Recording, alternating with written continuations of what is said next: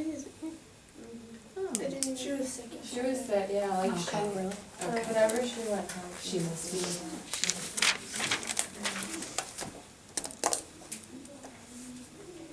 Okay, so we'll give you just a couple of minutes here to copy these down, and turn them over to the side.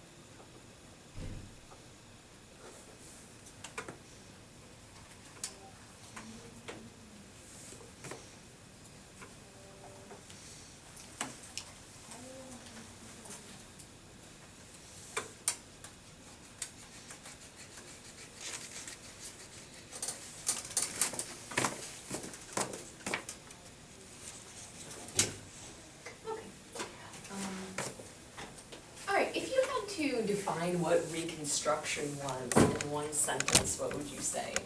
Based on this whole section about Reconstruction. What was it?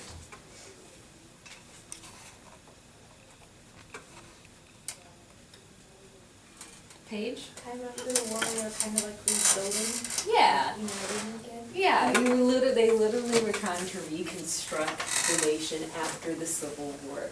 So it's the whole period that deals with rebuilding, physically rebuilding the nation, the buildings and all of the plantations and industry, but also rebuilding in a social sense, in a psychological sense, trying to offer various services to African American groups and to Southerners who lost their jobs. And so first we'll talk about the politics of Reconstruction. So President Lincoln, if you remember from the last section, he gets assassinated right after the end of the Civil War. And so the next president, Johnson, comes along, and Lincoln and Johnson both had similar views on what they thought should take place to help out the South. And they were both notoriously very lenient in their views, lenient meaning that they were willing to pardon all of the people in the South, all of the Confederacy, if those people were willing to say that they would be loyal to the Union now. Now, the only people that they wouldn't pardon were the war leaders in the South and any criminals, because those people wouldn't be pardoned anyway, even if they had been part of the Union. So, now, some of the more radical groups in the federal government disagreed with this. They really were opposed to President Johnson's views. They thought that these Southern war leaders should be crushed, they should have all power taken away from them, they were disloyal to the North. So there was a lot of clashing of philosophies going on there in the central government. So the group called the Radical Republicans, this is just short for Radical Republicans, they want to completely crush all power in the South. They also wanted to deny African Americans the right to vote. So that was another hot issue during this time. Who should be allowed to vote, who shouldn't? So the radicals eventually decide to do what's called impeaching. They impeach President Johnson. It doesn't really work fully because they find a sneaky way of getting around that. They accuse him of some sort of political corruption, which may or may not have been true, but it had nothing to do with slavery. But anyway, so they decided to impeach him, and at this point, Congress, of which the Radical Republicans were part of, they had enough power to do that because they were one of the strongest groups of Congress that has existed so far in history.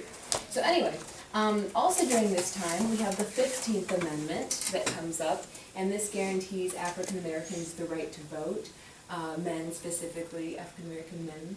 And after Johnson comes and goes, he was considered to be kind of a bad president overall. But anyway, after he comes, then Ulysses S. Grant becomes president, and he was the former general of the Northern Army, the Union. So this was great for American morale because obviously everybody in the North loved him. He was a war hero, and they felt very secure having him become president.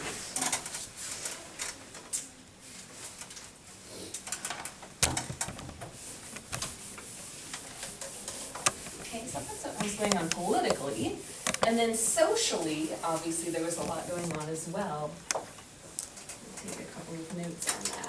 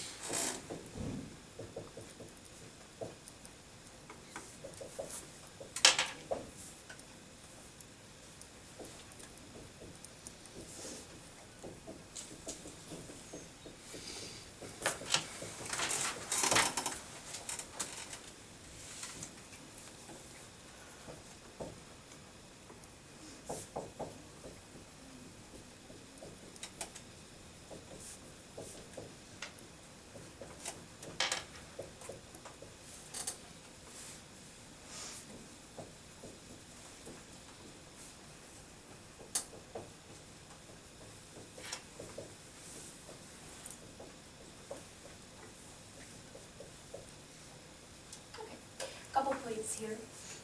The South was very, very difficult to rebuild because it was so squashed during the war. So it took several years beyond what Reconstruction involved. They were still trying to recuperate into the early 1900s even, and I wouldn't be for a while until they were really able to rebuild again. We have a group that comes out of the South called the Southern Republicans, and this was a broad mixture of various groups.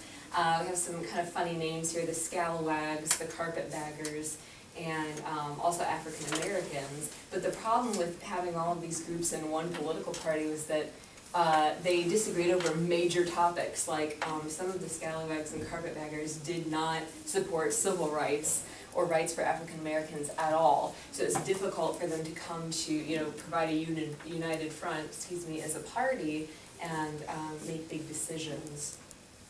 Does anybody remember from the book, what's the story behind Carpetbaggers? Who were those people? Olivia? Like they were from the north, but they moved down to the south, and they only packed like a few things, so they were called carpetbaggers. Yeah, they only packed a couple of things with them. Like if you think of like our conventional image of a hobo carrying the stick with the little package on the back, that's why they got the name Carpetbaggers. So they really were just coming down because they may have held views that were anti-African American views, but used to live up in the north and then decided to come south for whatever reason. Scalawags, I don't know what the story behind that is. I'm not really sure, but anyway, we still use this term scalawag every once in a while. Yeah, Aaron? It says here a white Southerner who joined the Republican Party after the Civil War. That's what Good. Scallywag Okay, is. sure. I don't know why they got the nickname, though, is what I'm saying. So I'm not sure, but a scalawag sounds like a negative thing, I guess, to me. So anyway, and then former slaves who are now free begin to test their new freedoms, meaning seeing what they're allowed to do, what they can get away with before they get into trouble, and do a lot of positive things, forming churches and schools that are specifically for African Americans. They form groups to provide their own social services for people trying to rebuild their lives.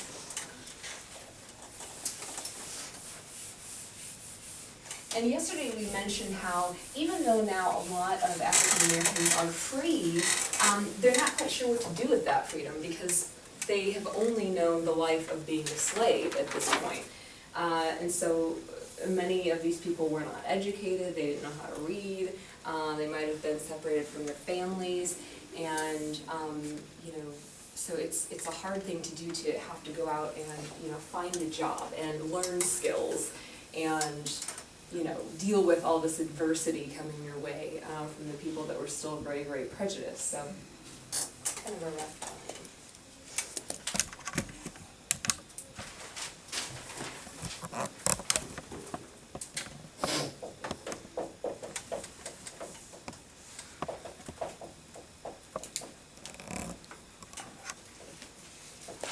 Okay, changes in the Southern economy then. So a third topic here.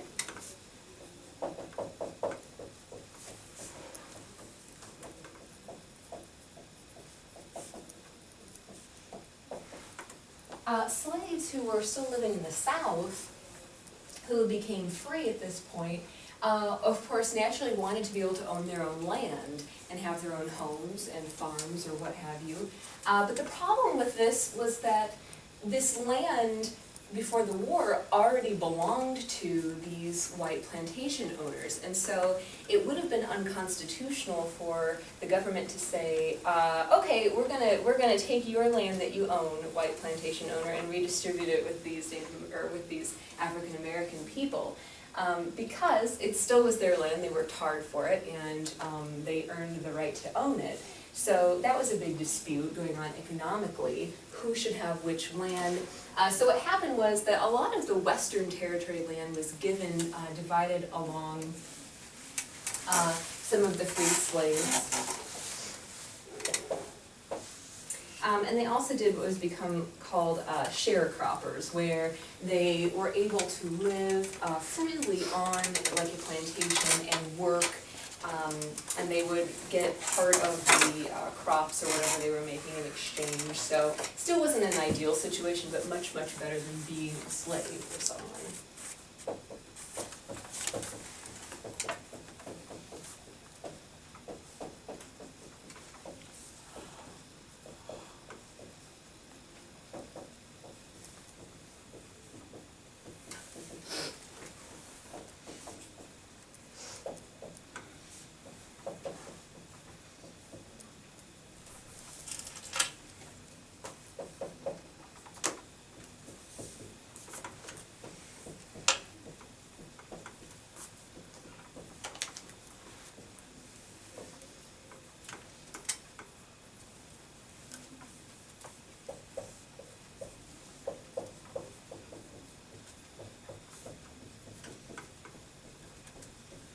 Eventually,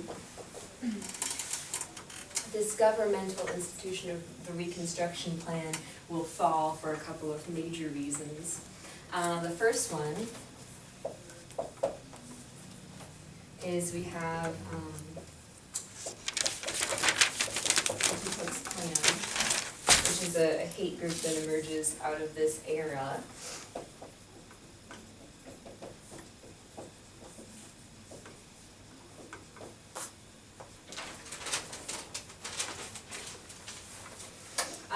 What happened was that a lot of angry Southerners who were irritated with these African Americans taking over their land and jobs, they formed a group to basically bully African Americans and African American sympathizers, white sympathizers. And they were able to really get into the realm of politics, because what happened was, since you have African Americans able to vote now, the Klan members would bully them and terrorize them enough so that they would be too scared to vote for the opposing party.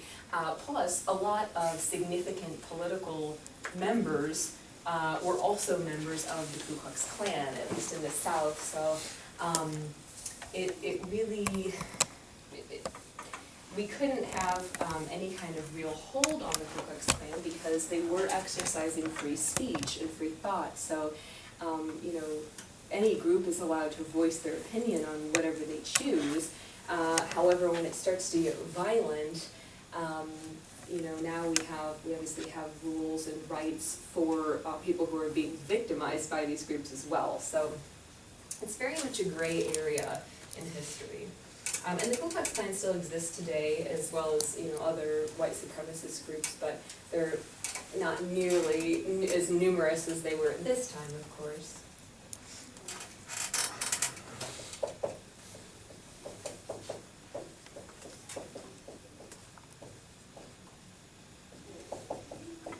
So the main aim was to destroy the Republican Party and bash basically all other ethnic groups that were outside of their own personal ethnicity and background and that kind of thing. So anybody who's different than them, basically.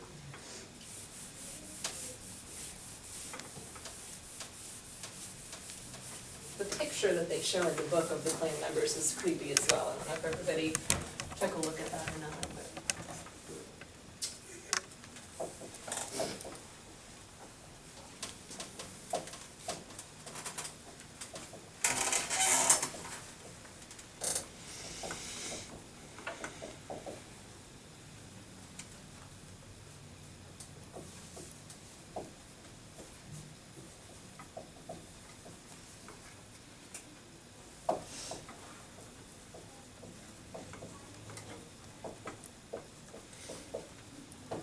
Okay, there are a lot of scandals going on under President Grant's administration. There were also a lot of bank failures, and so when these bank failures happened, the people in the Republican Party who were working to support the civil rights of African Americans, they were faced with these greater and more personal problems with their own money, and so the shift of focus turned away from helping out African Americans onto people's own money crises.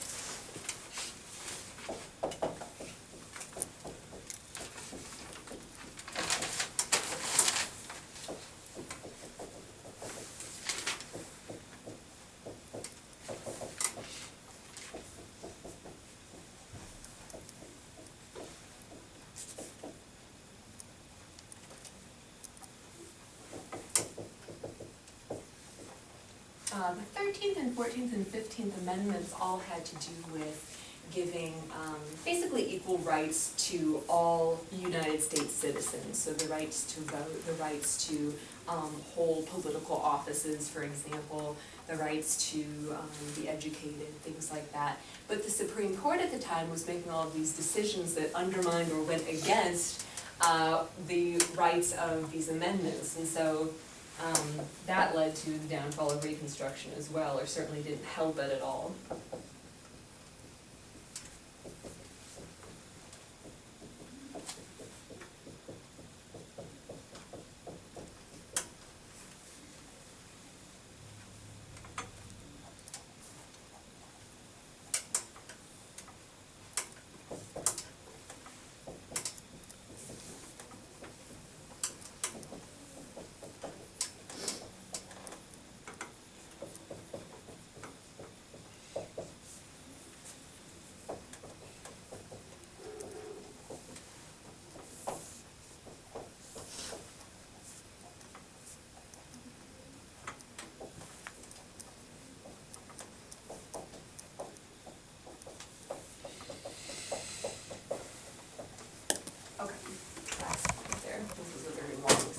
So it's hard to summarize shortly, but so what happens is that for the next presidential election, we have Rutherford B. Hayes, who's our next president. He was a Republican, so he was part of this group that was trying to help rebuild the country. But in the South, the old traditionalist Southern Democrats are regaining some power with groups like the Ku Klux Klan and other pro-South groups. And so what happens is that the North really wants to elect Hayes, but the election was about at a standstill. And so they made a deal with Hayes that if the North would back off of the South and stop trying to intervene so much, that they would vote for Hayes. So this was a really politically corrupt election because it wasn't a true election. There was a deal made behind the scenes. And the funny thing is if you think about the political parties, a Democrat back during the Civil War time and a Republican are vastly different than Democrats and Republicans now. So it's interesting how the parties will shift around. Now, the underlying philosophy of both parties was still pretty much the same, but it's interesting that during this time, the Democratic Party wanted to take away power from African Americans, and now African Americans comprise a very large percentage of the Democratic Party in Washington. So somewhere along the line there was a shift and change there. But anyway. Okay. Has anyone ever seen, here in Fort Wayne, we, once a year, or maybe it's once every couple of years, we have a KKK rally at the courthouse. I know I talked about this, I think it was with my French class, for whatever reason. We were talking politics the other day, but has anyone ever seen the rally before? So there's still, the Ku Klux Klan is still in existence, and it does still have, I don't know how many members, but you know, obviously because of freedom of speech and freedom of thought, they can go and protest peacefully. They're not allowed to, you know, pull anything violent anymore, obviously. But so it's interesting because you'll have the group of KKK members, and they have their full regalia and their hoods and everything, and they'll be speaking to the general public. But then we also have a lot of pro-African American support groups in our city and around the country, like the NAACP, and so they will come and do like a protest against the speakers of the KKK. So I've never gone before to one of the rallies, but well, obviously I would not support the KKK side, but I've never gone to oppose the rally, I should say. But it's interesting that this still exists, right? And kind of creepy, I think. Okay, so anyway, let me give you real quick your study guides. You can start on these tonight if you'd like. They're not due until Monday when we actually take the test. Tomorrow we only have a few minutes, so we'll just take any questions that you might have about the study guide. Okay, and once you get yours, you're welcome to go. And thank you, Olivia, for videotaping for us.